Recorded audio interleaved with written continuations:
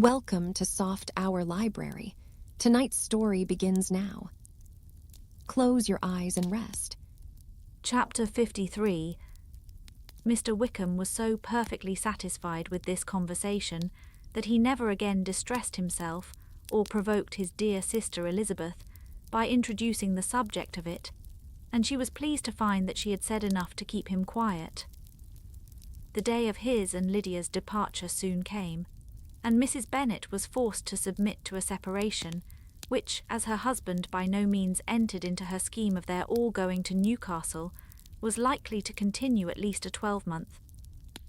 "Oh, my dear Lydia," she cried, "when shall we meet again?"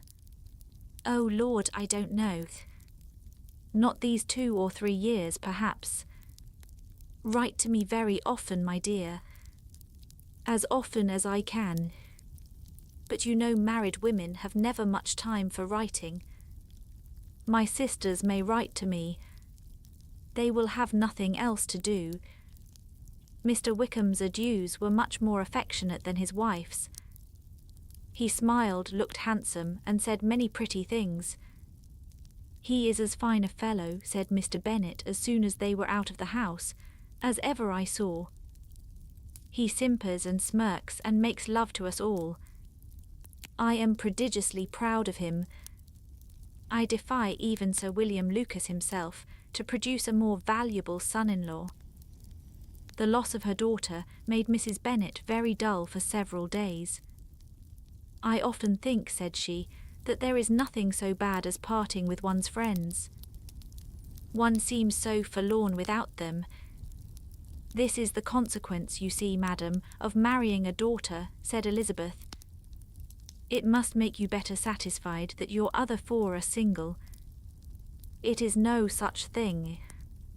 Lydia does not leave me because she is married, but only because her husband's regiment happens to be so far off. If that had been nearer, she would not have gone so soon. But the spiritless condition which this event threw her into was shortly relieved, and her mind opened again to the agitation of hope, by an article of news which then began to be in circulation. The housekeeper at Netherfield had received orders to prepare for the arrival of her master, who was coming down in a day or 2, to shoot there for several weeks. Mrs. Bennet was quite in the fidgets. She looked at Jane and smiled and shook her head by turns. "Well, well, and so Mr. Bingley is coming down, sister, for Mrs. Phillips first brought her the news." "Well, so much the better. Not that I care about it, though. He is nothing to us, you know, and I am sure I never want to see him again. But, however, he is very welcome to come to Netherfield if he likes it. And who knows what may happen, but that is nothing to us. You know, sister, we agreed long ago never to mention a word about it. And so it is quite certain he is coming." "You may depend on it," replied the other, "for Mrs. Nichols was in Meryton last night. I saw her passing by and went out myself on purpose to know the truth of it, and she told me that it was certainly true. He comes down on Thursday at the latest, very likely on Wednesday. She was going to the butcher, she told me, on purpose to order in some meat on Wednesday, and she has got 3 couple of ducks just fit to be killed." Miss Bennet had not been able to hear of his coming without changing colour. It was many months since she had mentioned his name to Elizabeth, but now, as soon as they were alone together, she said, "I saw you look at me today, Lizzie, when my aunt told us of the present report, and I know I appeared distressed, but don't imagine it was from any silly cause. I was only confused for the moment, because I felt that I should be looked at. I do assure you that the news does not affect me either with pleasure or pain. I am glad of one thing, that he comes alone, because we shall see the less of him. Not that I am afraid of myself, but I dread other people's remarks." Elizabeth did not know what to make of it.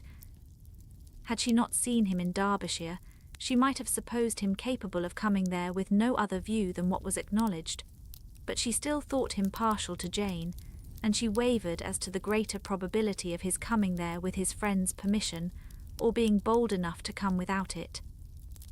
Yet it is hard, she sometimes thought, that this poor man cannot come to a house which he has legally hired without raising all this speculation. I will leave him to himself.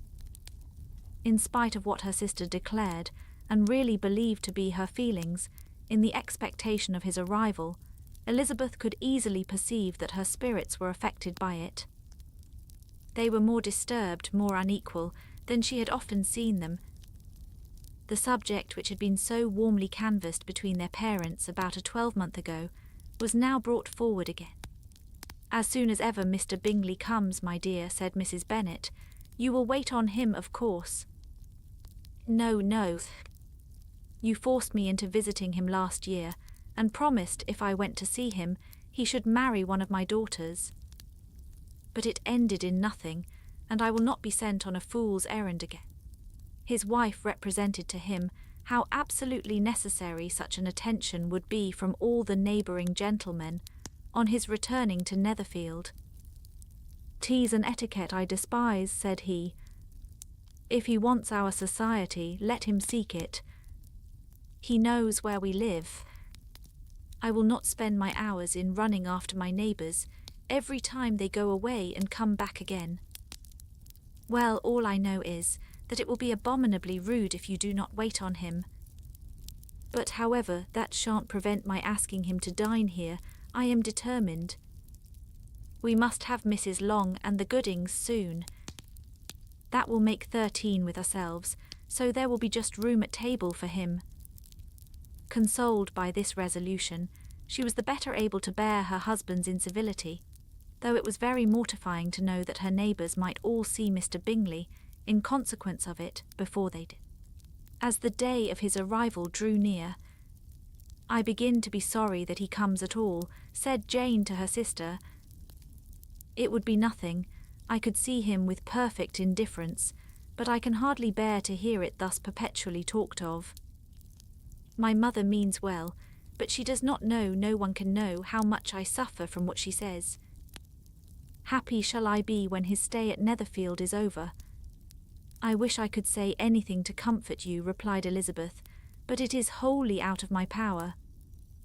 You must feel it, and the usual satisfaction of preaching patience to a sufferer is denied me, because you have always so much." Mr. Bingley arrived. Mrs. Bennet, through the assistance of servants, contrived to have the earliest tidings of it, that the period of anxiety and fretfulness on her side be as long as it could. She counted the days that must intervene before their invitation could be sent, hopeless of seeing him before. But on the 3rd morning after his arrival in Hertfordshire, she saw him from her dressing-room window enter the paddock and ride towards the house. Her daughters were eagerly called to partake of her joy. Jane resolutely kept her place at the table, but Elizabeth, to satisfy her mother, went to the window. She saw Mr. Darcy with him, and sat down again by her sister. "There is a gentleman with him, mamma," said Kitty. "Who can it be?" "Some acquaintance or other, my dear, I suppose. I am sure I do not know." "La," replied Kitty, "it looks just like that man that used to be with him before. Mr. What's-his-name, that tall, proud man. Good gracious, Mr. Darcy, and so it does, I vow. Well, any friend of Mr. Bingley's will always be welcome here, to be sure, but else I must say that I hate the very sight of him." Jane looked at Elizabeth with surprise and concern. She knew but little of their meeting in Derbyshire, and therefore felt for the awkwardness which must attend her sister in seeing him almost for the first time after receiving his explanatory letter. Both sisters were uncomfortable enough. Each felt for the other, and of course for themselves, and their mother talked on of her dislike of Mr. Darcy, and her resolution to be civil to him only as Mr. Bingley's friend, without being heard by either of them. But Elizabeth had sources of uneasiness which could not yet be suspected by Jane, to whom she had never yet had courage to show Mrs. Gardiner's letter, or to relate her own change of sentiment towards him. To Jane, he could be only a man whose proposals she had refused, and whose merits she had undervalued. but to her own more extensive information, he was the person to whom the whole family were indebted for the first of benefits, and whom she regarded herself with an interest, if not quite so tender, at least as reasonable and just, as what Jane felt for Bingley. Her astonishment at his coming to Netherfield, to Longbourn, and voluntarily seeking her again, was almost equal to what she had known on first witnessing his altered behaviour in Derbyshire. The colour which had been driven from her face returned for half a minute with an additional glow, and a smile of delight added lustre to her eyes, as she thought for that space of time that his affection and wishes must still be unshaken, but she would not be secure. "Let me first see how he behaves," said she. "It will then be early enough for expectation." She sat intently at work, striving to be composed and without daring to lift up her eyes, till anxious curiosity carried them to the face of her sister as the servant was approaching the door. Jane looked a little paler than usual, but more sedate than Elizabeth had expected. On the gentleman's appearing, her colour increased, yet she received them with tolerable ease, and with a propriety of behaviour equally free from any symptom of resentment, or any unnecessary complaisance. Elizabeth said as little to either as civility would allow, and sat down again to her work, with an eagerness which it did not often command. She had ventured only one glance at Darcy. He looked serious as usual, and she thought more as he had been used to look in Hertfordshire than as she had seen him at Pemberley. But perhaps he could not in her mother's presence be what he was before her uncle and aunt. It was a painful but not an improbable conjecture. Bingley she had likewise seen for an instant, and in that short period saw him looking both pleased and embarrassed. He was received by Mrs. Bennet with a degree of civility which made her two daughters ashamed, especially when contrasted with the cold and ceremonious politeness of her courtesy and address of his friend. Elizabeth particularly, who knew that her mother owed to the latter the preservation of her favourite daughter from irremediable infamy, was hurt and distressed to a most painful degree by a distinction so ill applied. Darcy, after inquiring of her how Mr. and Mrs. Gardiner did a question which she could not answer without confusion, said scarcely anything. He was not seated by her, perhaps that was the reason of his silence, but it had not been so in Derbyshire. There he had talked to her friends when he could not to herself, but now several minutes elapsed without bringing the sound of his voice, and when occasionally, unable to resist the impulse of curiosity, she raised her eyes to his face, she as often found him looking at Jane as at herself, and frequently on no object but the ground. More thoughtfulness and less anxiety to please than when they last met were plainly expressed. She was disappointed and angry with herself for being so. "Could I expect it to be otherwise?" said she. "Yet why did he come?" She was in no humour for conversation with anyone but himself, and to him she had hardly courage to speak. She inquired after his sister, but could do no more. "It is a long time, Mr. Bingley, since you went away," said Mrs. Bennet. He readily agreed to it. "I began to be afraid you would never come back again. People did say you meant to quit the place entirely at Michaelmas, but however I hope it is not true. A great many changes have happened in the neighbourhood since you went away. Miss Lucas is married and settled, and one of my own daughters. I suppose you have heard of it.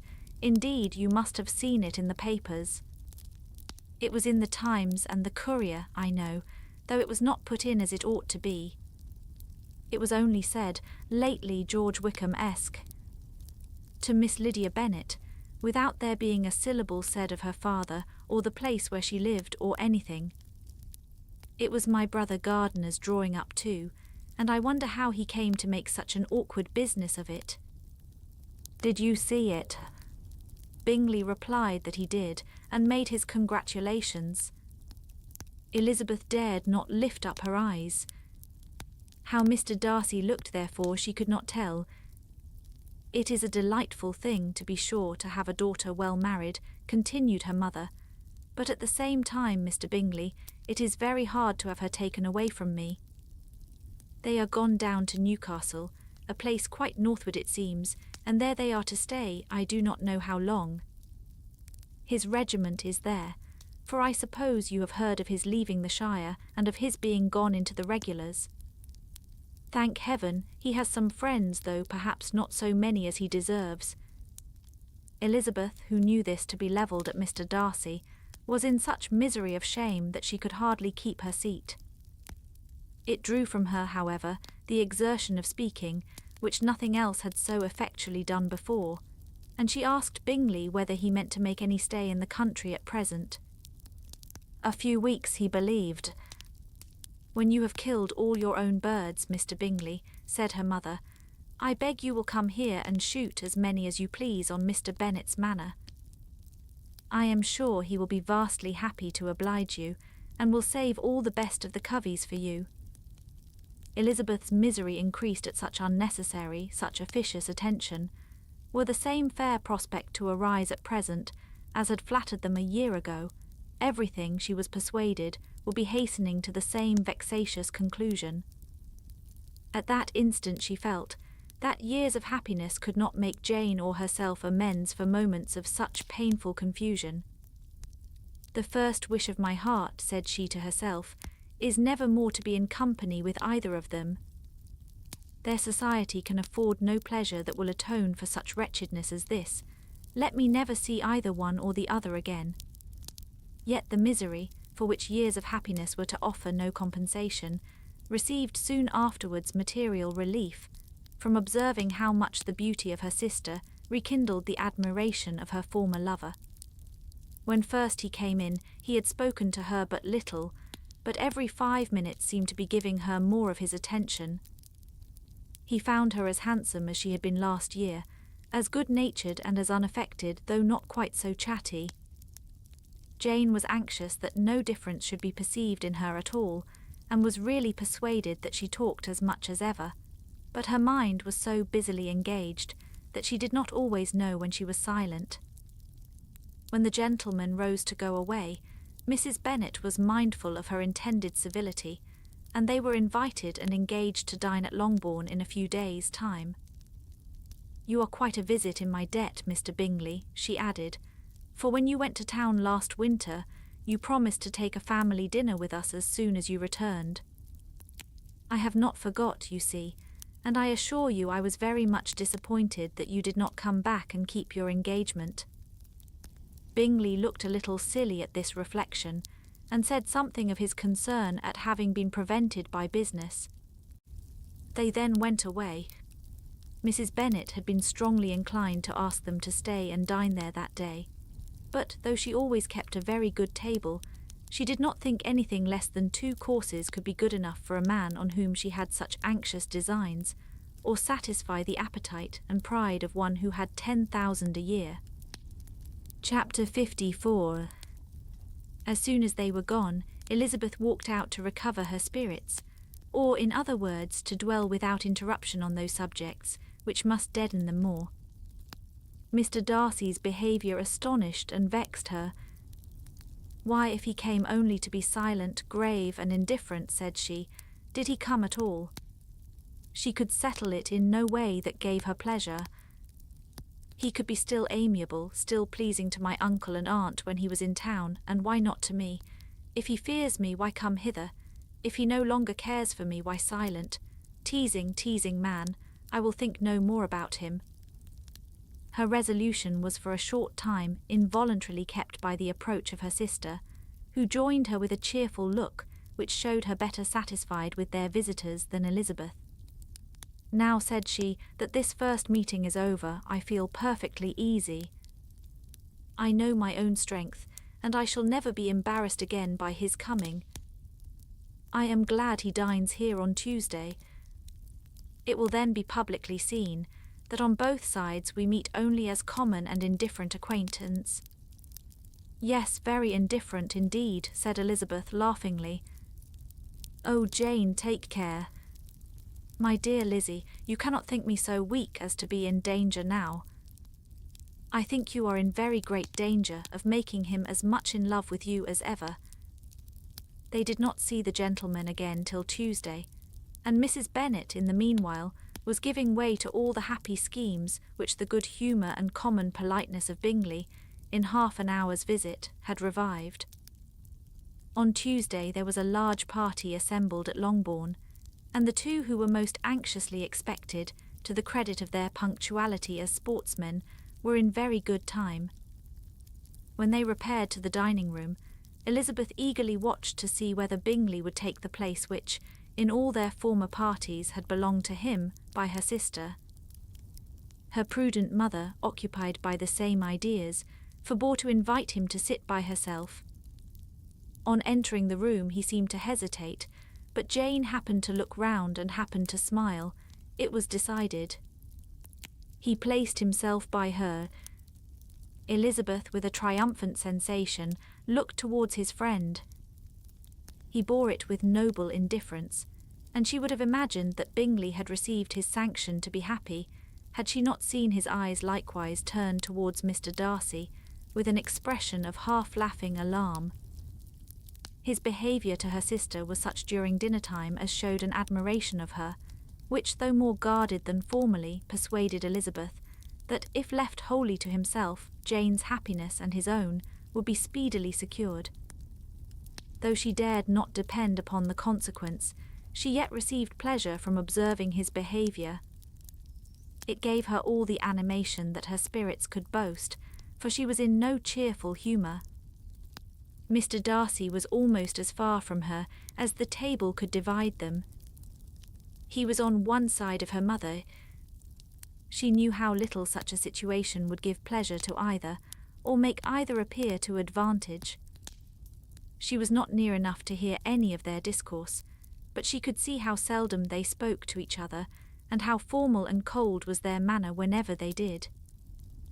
Her mother's ungraciousness made the sense of what they owed him more painful to Elizabeth's mind, and she would, at times, have given anything to be privileged to tell him that his kindness was neither unknown nor unfelt by the whole of the family.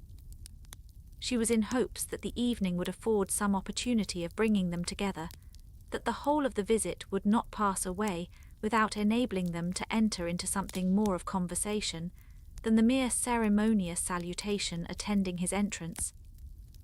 Anxious and uneasy, the period which passed in the drawing-room before the gentlemen came was wearisome and dull to a degree that almost made her uncivil. She looked forward to their entrance as the point on which all her chance of pleasure for the evening must depend. "If he does not come to me then," said she, "I shall give him up for ever." The gentleman came, and she thought he looked as if he would have answered her hopes. But alas! The ladies had crowded round the table, where Miss Bennet was making tea, and Elizabeth pouring out the coffee in so close a confederacy that there was not a single vacancy near her which would admit of a chair. And on the gentleman's approaching, one of the girls moved closer to her than ever, and said in a whisper, "The men shan't come and part us, I am determined. We want none of them, do we?" Darcy had walked away to another part of the room. She followed him with her eyes, envied everyone to whom he spoke, had scarcely patience enough to help anybody to coffee, and then was enraged against herself for being so silly. A man who has once been refused, how could I ever be foolish enough to expect a renewal of his love? Is there one among the sex who would not protest against such a weakness as a second proposal to the same woman? There is no indignity so abhorrent to their feelings. She was a little revived, however, by his bringing back his coffee-cup himself, and she seized the opportunity of saying, "Is your sister at Pemberley still?" "Yes, she will remain there till Christmas." "And quite alone? Have all her friends left her?" "Mrs. Annesley is with her. The others have been gone on to Scarborough these 3 weeks." She could think of nothing more to say, but if he wished to converse with her, he might have better success. He stood by her, however, for some minutes in silence, and at last, on the young ladies whispering to Elizabeth again, he walked away. When the tea things were removed and the card tables placed, the ladies all rose, and Elizabeth was then hoping to be soon joined by him when all her views were overthrown, by seeing him fall a victim to her mother's rapacity for whist players, and in a few moments after seated with the rest of the party. She now lost every expectation of pleasure. They were confined for the evening at different tables, and she had nothing to hope but that his eyes were so often turned towards her side of the room as to make him play as unsuccessfully as herself. Mrs. Bennet had designed to keep the two Netherfield gentlemen to supper, but their carriage was, unluckily, ordered before any of the others, and she had no opportunity of detaining them. "Well, girls," said she as soon as they were left to themselves, "what say you to the day? I think everything has passed off uncommonly well, I assure you. The dinner was as well dressed as any I ever saw. The venison was roasted to a turn, and everybody said they never saw so fat a haunch. The soup was 50 times better than what we had at the Lucases last week, and even Mr. Darcy acknowledged that the partridges were remarkably well done, and I suppose he has 2 or 3 French cooks at least. And my dear Jane, I never saw you look in greater beauty. Mrs. Long said so too, for I asked her whether you did not. And what do you think she said besides? 'Ah, Mrs. Bennet, we shall have her at Netherfield at last.' She did indeed. I do think Mrs. Long is as good a creature as ever lived, and her nieces are very pretty behaved girls, and not at all handsome. I like them prodigiously." Mrs. Bennet, in short, was in very great spirits. She had seen enough of Bingley's behaviour to Jane to be convinced that she would get him at last, and her expectations of advantage to her family, when in a happy humour, were so far beyond reason that she was quite disappointed at not seeing him there again the next day to make his proposals. "It has been a very agreeable day," said Miss Bennet to Elizabeth. "The party seemed so well selected, so suitable one with the other. I hope we may often meet again." Elizabeth smiled. "Lizzie, you must not do so. You must not suspect me. It mortifies me. I assure you that I have now learnt to enjoy his conversation as an agreeable and sensible young man, without having a wish beyond it. I am perfectly satisfied, from what his manners now are, that he never had any design of engaging my affection. It is only that he is blessed with greater sweetness of address, and a stronger desire of generally pleasing than any other man." "You are very cruel," said her sister. "You will not let me smile, and are provoking me to it every moment. How hard it is in some cases to be believed, and how impossible in others, but why should you wish to persuade me that I feel more than I acknowledge? That is a question which I hardly know how to answer. We all love to instruct, though we can teach only what is not worth knowing. Forgive me, and if you persist in indifference, do not make me your confidant." Chapter 55. A few days after this visit, Mr. Bingley called again, and alone. His friend had left him that morning for London, but was to return home in 10 days' time. He sat with them above an hour, and was in remarkably good spirits. Mrs. Bennet invited him to dine with them, but with many expressions of concern, he confessed himself engaged elsewhere. "Next time you call," said she, "I hope we shall be more lucky. He should be particularly happy at any time, etc., etc." And if she would give him leave, would take an early opportunity of waiting on them. "Can you come tomorrow?" Yes, he had no engagement at all for tomorrow, and her invitation was accepted with alacrity. He came, and in such very good time that the ladies were none of them dressed. In ran Mrs. Bennet to her daughter's room in her dressing gown, and with her hair half finished, crying out, "My dear Jane, make haste and hurry down. He is come, Mr. Bingley is come. He is indeed. Make haste, make haste. Here, Sarah, come to Miss Bennet this moment, and help her on with her gown. "Never mind Miss Lizzie's hair." "We will be down as soon as we can," said Jane, "but I dare say Kitty is forwarder than either of us, for she went upstairs half an hour ago." "Oh, hang Kitty, what has she to do with it? Come, be quick, be quick. Where is your sash, my dear?"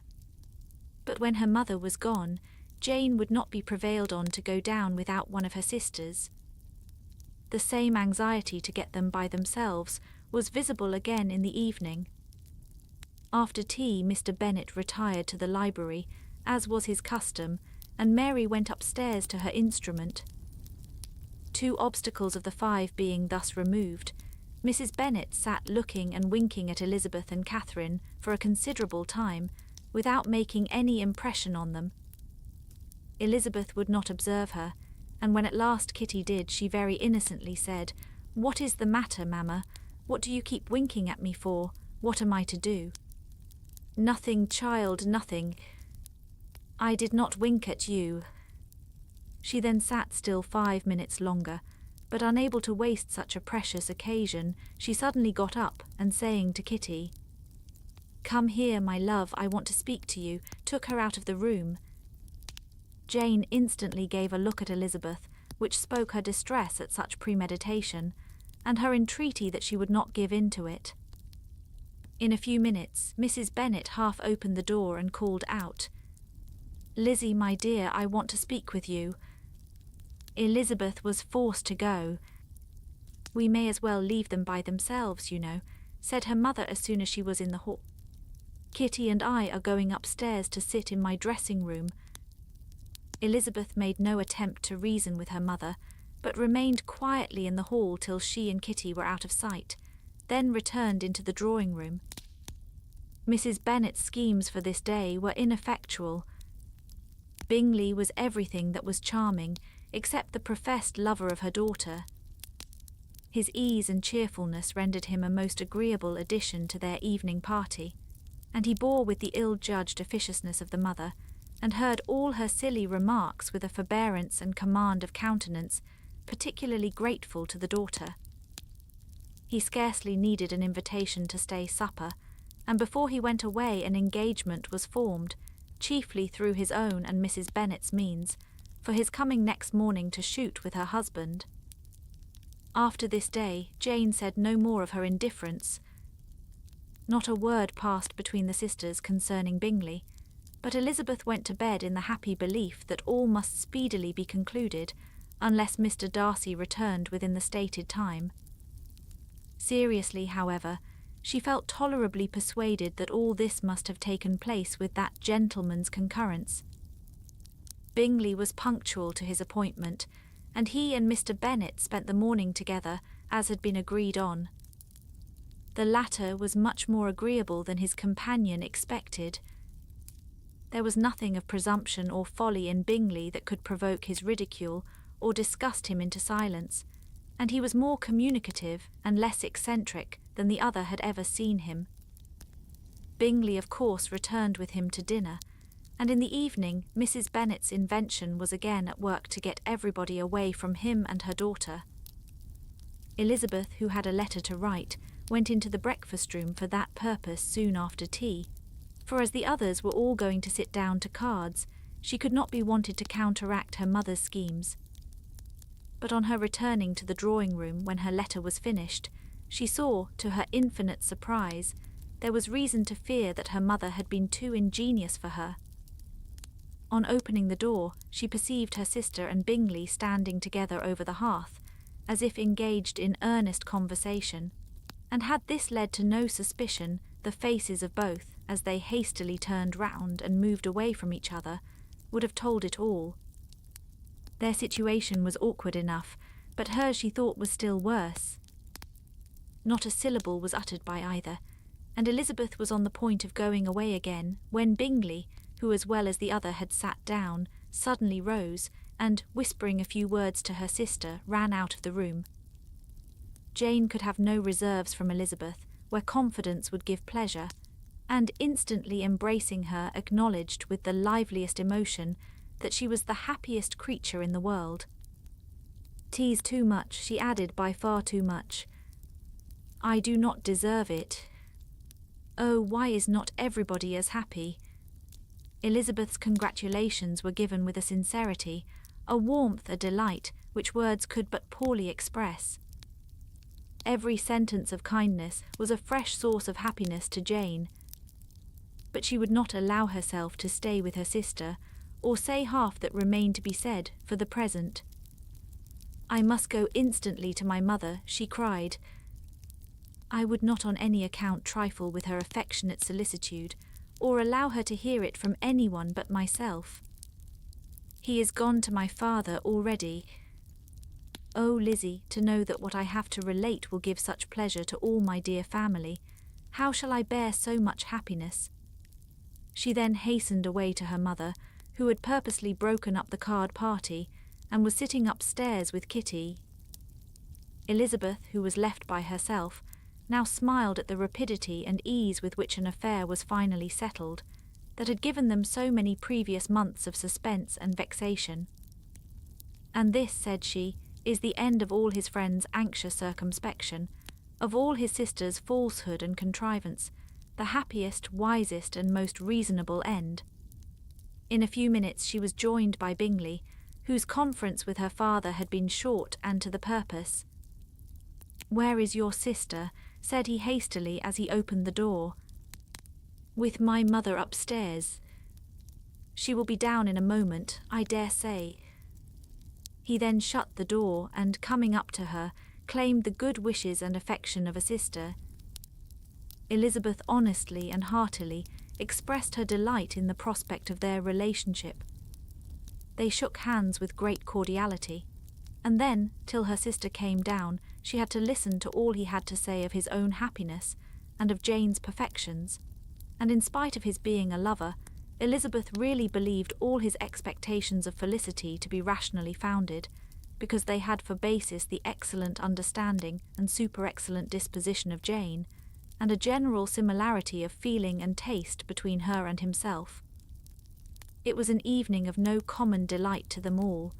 The satisfaction of Miss Bennet's mind gave such a glow of sweet animation to her face as made her look handsomer than ever. Kitty simpered and smiled, and hoped her turn was coming soon.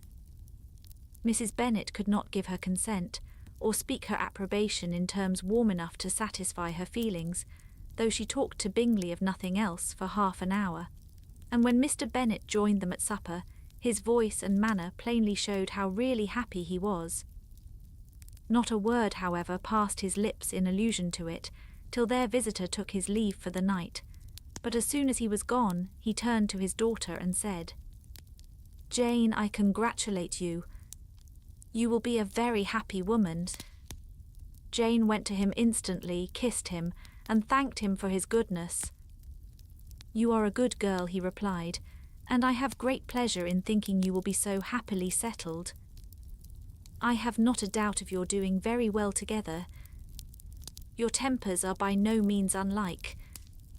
You are each of you so complying that nothing will ever be resolved on, so easy that every servant will cheat you, and so generous that you will always exceed your income. I hope not so. Imprudence or thoughtlessness in money matters would be unpardonable in me. Exceed their income, my dear Mr. Bennet, cried his wife. What are you talking of? Why, he has 4,000 or 5,000 a year, and very likely more. Then addressing her daughter, "Oh, my dear, dear Jane, I am so happy. I am sure I shan't get a wink of sleep all night. I knew how it would be. I always said it must be so at last. I was sure you could not be so beautiful for nothing. I remember, as soon as ever I saw him, when he first came into Hertfordshire last year, I thought how likely it was that you should come together. Oh, he is the handsomest young man that ever was seen. Wickham, Lydia were all forgotten. Jane was beyond competition, her favourite child. At that moment she cared for no other. Her younger sisters soon began to make interest with her for objects of happiness, which she might in future be able to dispense. Mary petitioned for the use of the library at Netherfield, and Kitty begged very hard for a few balls there every winter. Bingley, from this time, was of course a daily visitor at Longbourn, coming frequently before breakfast and always remaining till after supper, unless when some barbarous neighbour who could not be enough detested had given him an invitation to dinner, which he thought himself obliged to accept. Elizabeth had now but little time for conversation with her sister, for while he was present Jane had no attention to bestow on anyone else, but she found herself considerably useful to both of them in those hours of separation that must sometimes occur. In the absence of Jane, he always attached himself to Elizabeth for the pleasure of talking of her, and when Bingley was gone, Jane constantly sought the same means of relief. "He has made me so happy," said she one evening, "by telling me that he was totally ignorant of my being in town last spring. I had not believed it possible." "I suspected as much," replied Elizabeth. "But how did he account for it? It must have been his sister's doing. They were certainly no friends to his acquaintance with me, which I cannot wonder at, since he might have chosen so much more advantageously in many respects.